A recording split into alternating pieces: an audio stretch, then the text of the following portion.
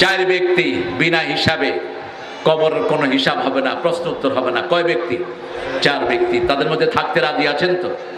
রাজি আছেন তো? আল্লাহ তৌফিক দান করেন। প্রথম যারা সূরা মুলক পড়বে রাতে, কোন সূরা?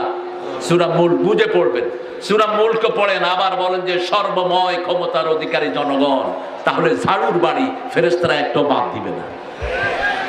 সর্বময় ক্ষমতার অধিকারী কে? কে? তো তুমি জনগণ বলো কেমনে মূর্খ? তাবারাকাল্লাযী বিয়াদিহিল মুলকু আলা কুল্লি শাইইন কাদির আল্লাযী খালাকাল মাউতা ওয়াল হায়াতা লিয়াবলুয়াকুম আইয়ুকুম আহসানু আমালা হুয়াল আজিজুল গফুর। কি সুন্দর করে আল্লাহ বর্ণনা দিচ্ছেন, সব বরকতের মালিক কে? আল্লাহ। সব ক্ষমতার মালিক কে? এটা রাতের বেলায় পড়বেন, কবরের আযাব মাফ করে দিবেন কে?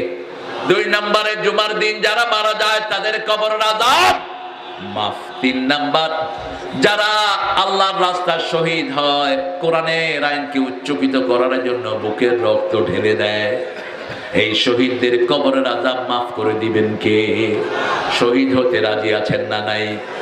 আমাকে শহীদ করে সেই মিছিলে শামিল করে নিও, যে মিছিলের নেতা আমির হামজা খোবায়েবে খাব্বাব, আল্লাহর ছিল যারা অতি প্রিয় শামিল করে নিও। বলেন আমিন। আরো জোরে বলেন আমিন। মরতেই হবে যখন, শহীদি মরণ দিও আমাকে। বলেন আমিন। শাহাদাত শাহাদাত শাহাদাত চাই, শহীদ হয়ে বাঁচতে চাই। শাহাদাত যারা চায় না এরা মুনাফিক।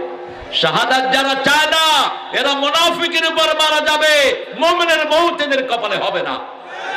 মা তাআলা শুবাতিন মিনান নিফাক। 4 নাম্বার, পেটের ব্যথায় যারা মারা যায়, রাসূল বলেছেন সাল্লাল্লাহু, তাদেরও মৃত্যু হবে, কবরের কোনো প্রশ্ন হবে না। অবশ্যই আপনাকে ইসলামে ঢুকতে হবে। ইসলাম নাই, কবরে আপনার কোনো জায়গা। আপনার দল হতে হবে কি? আরো জোরে বলেন। যার দল ইসলাম নয় তার কোনো আমল কবুল হবে না। কার কথা? সূরা আলে ইমরানের 83 নম্বর আয়াতে আল্লাহ বলছেন, ওয়া মাইয়াবতাগি গায়রাল ইসলামি দীনান ফালাই ইউকবালা মিনহু ওয়া হুয়া ফিল আখিরাতি মিনাল খাসিরিন। ইসলাম ছাড়া যে অন্য কিছু গ্রহণ করে নেয় তার কোনো আমল কবুল হবে না, তার দুনিয়াও শেষ, আখিরাতও। এজন্য আমরা সবাই ইসলাম